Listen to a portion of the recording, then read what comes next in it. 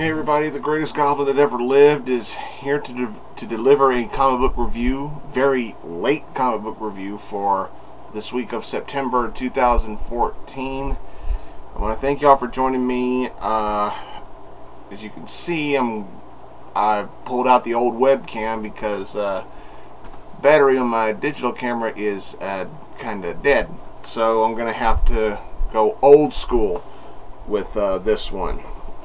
I got one DC and a pile of Marvel, so let's just go ahead and run right through it. Now, let's see. First off, we're going to start with Batman 66, issue number 14. Yeah, good look at that. It's gigantic. The arrival of the Bat Robot. I didn't know what to think about this one when I first started reading this. I mean, Jeff Parker does a great job with this series. There's no denying that. But I went into this book expecting, okay, it's obviously going to be a robot designed by Batman, and it's going to get out of control with its protection of Gotham City, yada yada yada. I've seen stuff like that 1,000 times. But thankfully, they don't go in that direction. They don't go in the predictable direction. They have instead the robot come off a little bit naive and maybe possibly a little one-dimensional. Yet at the end there's a nice moral to the end of the story. Of course, there's all the comedic glory that the 60s TV series was known for. It's all in here. For the most part, this was not really a powerful read, but it was a good read. I did enjoy it. The beginning of the story was kinda but once I got through the rest of the book, I was happy with what I got. It's not the best stuff, and this is clearly not one of the strongest issues of this series. As a matter of fact, I wouldn't blame people if they said this was more or less one of the weaker issues of this series. But the interior artwork was beautiful. I loved it. It was really well done. It really helps the book. They gave it a good try here. It is what it is. I give it a 3.5. 3.5. Moving on to Marvel, we're starting off with all new X Factor number 14. It's time for a girls' night out, folks. It's Polaris, Danger, and Scarlet Witch going on a girls' night out. This was great. This was a fun issue. Peter David just killing it with just knowing how to write stuff like this. This was really good. What killed me was the conversation between Danger and Lorna at the beginning of the book. It's just great. I mean, we get spit takes and everything. It's like Danger goes up to Polaris. They're in the kitchen. She's having coffee, and Danger just says, "Hey, do you want to have sex?" And she's like, I just love it. This was great. And, you know, Scarlet Witch meets up with Lorna. You know, most of it is, you know, once again trying to recruit Polaris to join the Avengers. But it's a girls' night out. They go out for a few drinks. They have some fun. They go to a Renaissance fair. You know, it's more or less just, you know, Wanda and Lorna trying to grow closer together as sisters rather than as teammates. And I thought Peter David did a great job writing this story, and it ended on a laugh with Danger asking Wanda, "Hey, Wanda, do you want to have sex?" And she's like, "No, but thank you for asking." It's great. But what really sold it, what more than that, was the cliffhanger.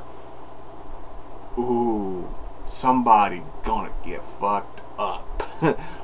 Oh, wow. Nice. This was good. Fun. Just pure fun. I loved it. Thank you, Peter David. This was great. This particular issue is not meant to be taken seriously. It is truly what it is, a girls' night out. It is just fun. I give it a 4. Moving on to all new X-Men number 32. Welcome to the X-Men, Miles Morales. Kinda. There's one thing you should notice on this cover. Kitty Pryde. What the hell happened to her? I mean, this cover suggests that she's in the same jam as the rest of this as the rest of the team of the original X-Men, along with X-23, yeah, she's nowhere to be seen in this issue. We see what happened to Angel. He's in a forest somewhere, and he runs into Jimmy Hudson, I believe that's, yeah, Wolverine's son. They're in the Ultimate Universe. Of course, we all know Jean's come face to face with Miles Morales. We saw where Iceman is at. He's in the lair of the Mole Man. We see where Beast thinks he's ended up, but then we see where he really ends up, and I'm not going to spoil that. X-23, just bad place at a bad time. That's all I'm going to say there. But what the main focus is Jean and Miles, and that's where, I guess that's where the most focus is. That's where the most focus on the narrative of the complete issue is Jean and Miles. However, towards the end of the book, they run into Amadeus Cho in the Ultimate Universe, and what he says in here, just like, Of course, I'm sensing that what he says is bullshit, but I've been wrong before. This was a solid read. Not great, but good. Take it for what it is. For what I got, I enjoyed it. A really impressive 2-page spread with Miles Morales that I wouldn't mind seeing on my desktop on my computer. It's really, really good.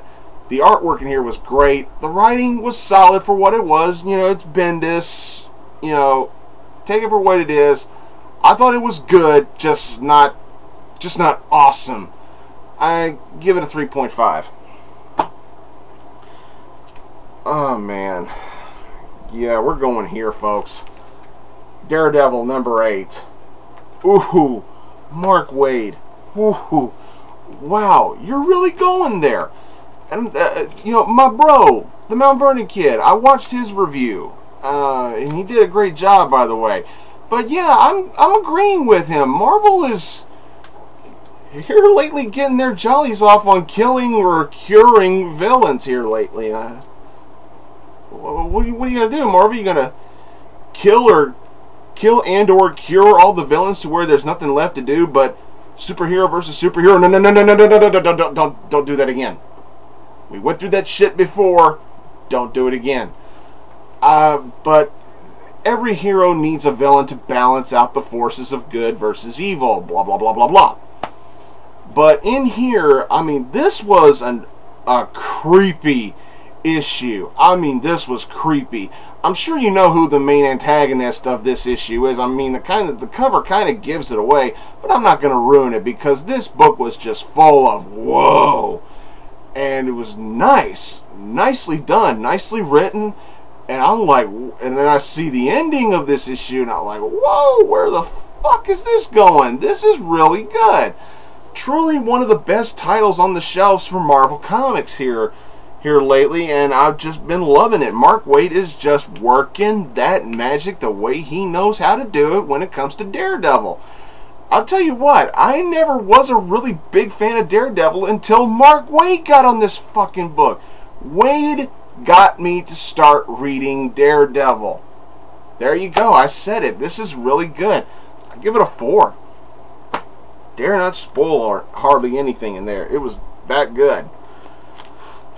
Moving on to Edge of Spider-Verse number 2 with Gwen Stacy, Spider-Woman. You cannot imagine how excited I was to get this. When the whole Spider-Verse thing was first teased, this right here was the first thing that got my attention. Damn straight. I was ready to see where Marvel was going to go with this. And I didn't quite get what I was expecting, but what I got, I did enjoy. And I know Chris loved this, the TheMtVernonKid. He loved this, and he's right to love this. I loved this. Gwen's a member of, in this world, Gwen is a member of a band called the Mary Janes, led by Mary Jane Watson. And their big hit is called Face It, Tiger. Her father, Captain George Stacy, is still alive. The Peter Parker of this world is unfortunately not alive. As a matter of fact, Peter Parker of this world was the Lizard. There's also a lot of other changes in here. I will spoil a few things.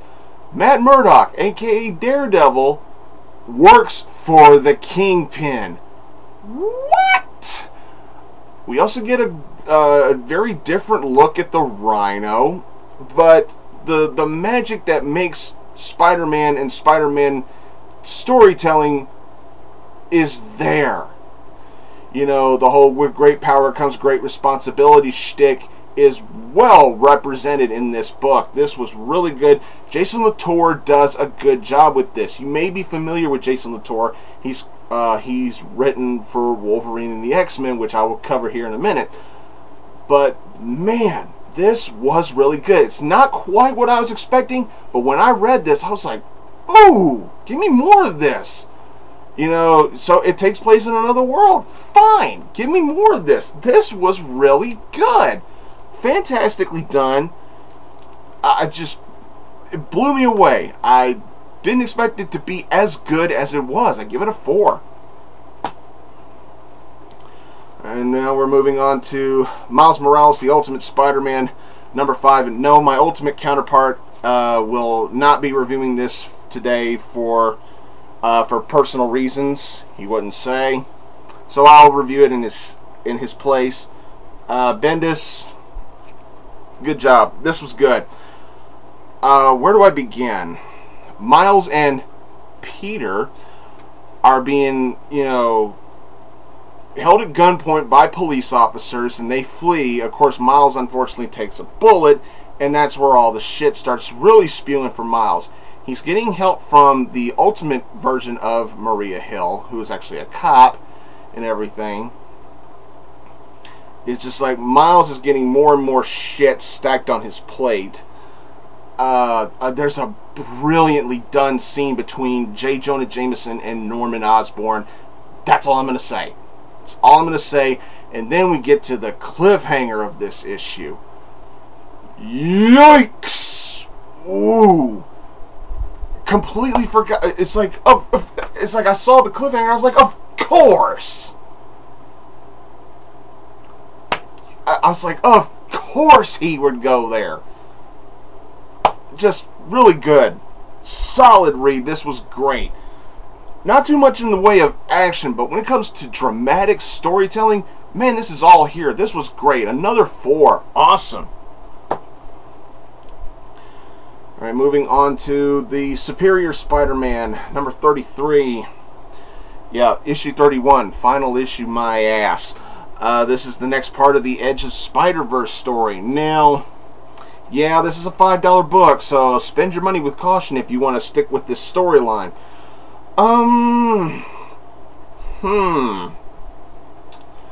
This was both good and bad. It's a mixed bag for me. First thing that's bad is the $5 price tag.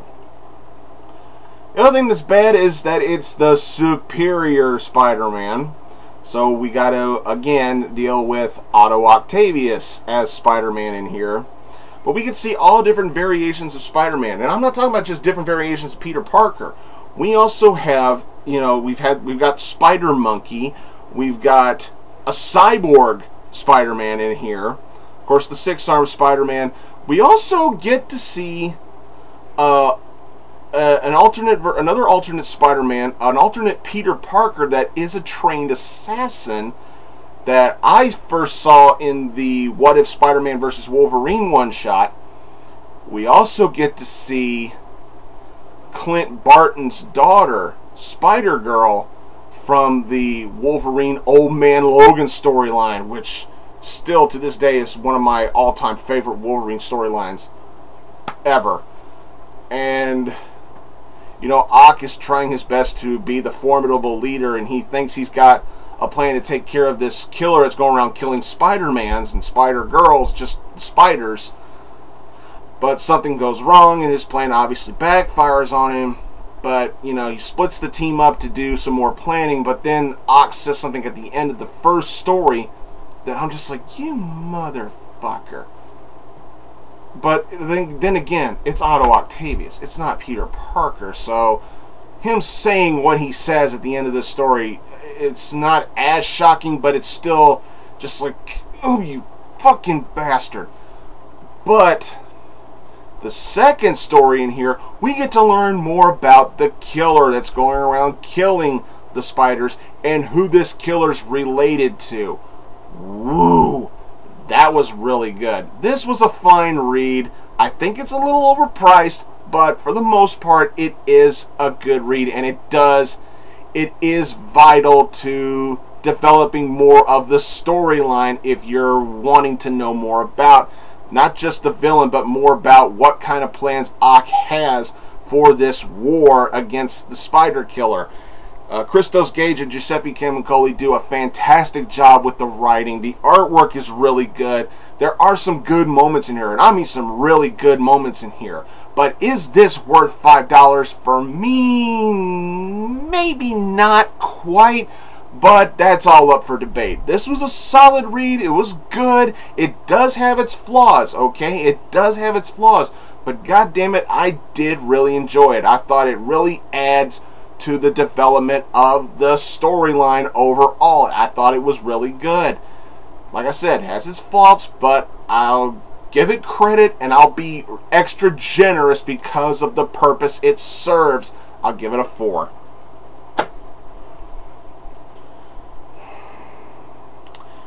Alright, moving on to Uncanny X-Men number 26. Not much really to say about this. Bendis and Anka. Another standard issue of Uncanny X-Men where the X-Men are constantly bickering with each other, but the main thing that I see in here is Iceman's resentment of Dick Summers, Cyclops. Look, I get it, Bobby. Iceman is pissed. He's got this huge resentment towards Cyclops. Oh, because he killed Charles Xavier. Yes. But the way Bendis writes this particular angle of this story with Iceman, I think he went a step too far. Alright? I don't want to spoil it. But there's something that Iceman says about Cyclops in this book that I thought, okay, need to tone it back a bit, because that's a bit out of character, even for Bobby Drake. As pissed off as he is, there's something he says in here that I was like, whoa, too far. Too far. And then the other focus is on this mutant that Xavier, you know, hid from his students and everything. This ultra powerful, I mean, this guy is a mutant. Matthew Malloy, I believe that's his name. This is a mutant that even surpasses the Omega level of power. They're trying to suggest that this mutant's power, would even make Jean in her Phoenix form kind of shiver a little bit, especially with what we saw on the last page. Just, you know, when we see how Cerebro detects this power. Oh my God, this could really go somewhere. This particular storyline with this mutant who's seemingly this uber powerful mutant that no other power could possibly match it. This was really good.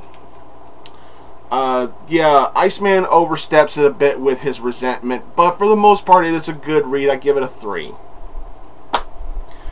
And we're ending this review with Wolverine and the X-Men, number 9. Jason Latour, you did a fantastic job with the Gwen Stacy book. I'll grant you that. But what the hell was this?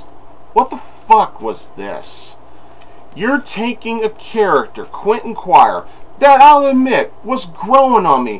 When I first saw this little pink-haired prick, I didn't think much of him, because I thought he was going to be another one of those smug-ass little motherfuckers that just, you know, would just be laughed off and thought of as you know, comic relief fodder, and then the whole shit with him being the next Phoenix in the future and everything. And then I see him in here, and I'm like, oh, go fuck yourself, Quentin. This was bad. I mean, this was really bad. You want to talk about a fucking ungrateful little snot-nosed little prick who ever since he got rich by inheriting all those billions of dollars from the Phoenix Corporation, that all of a sudden entitles him to be some high and mighty asshole who's just going to rub it in Wolverine's face on how much he failed him as a teacher. You motherfucker. Wolverine was willing to make amends and be the bigger man and admit that he failed, and he was going to apologize and try to resolve things between them and everything. They've had a storied rivalry, Kid Omega and Wolverine. They've had a storied rivalry. It may not be one of the best storied rivalries in the history of Marvel Comics, but Wolverine was willing to admit that he failed, and he would like to try again and make it up for it. And Omega and Quentin Quire just tells him to fuck off. And I'm like, could you... It's like you tried. It's like Latour and Marvel Comics themselves. It's like they deliberately tried to make this character completely unlikable. I didn't like this book. I didn't like the message it was sending. Oh, Quentin tried as a student. He tried to work with Wolverine. He's worked with Wolverine. But now that he's rich, he's a fucking asshole again. This was pathetic. I give it a 2. I'm going to be nice, though. The artwork was good. And Wolverine acting the way he does in here, it does make the book seem a little bit redeemable. But Quentin Quire, fuck you. I give this book a 2. And I'm being nice. Well, that's all I got for this review, everybody. I'm sorry it was so late, and I hope this old school webcam picked everything up. Let me know what you think. Subscribe. And don't forget my Blugoblin X channel. I'm going to try to find some stuff to talk about on that channel. And as well as Jennifer and I are going to try to find some stuff to do for Arkham Asylum Studio. Follow me on Twitter at Blugoblin01. And please don't hate me for my ongoing rivalry with Dan Slott right now. Follow me on Tumblr, blugoblin.tumblr.com. If you troll on me, most likely nobody's going to see what you said. Just saying. Thanks for watching, everybody, and until next time, see y'all later.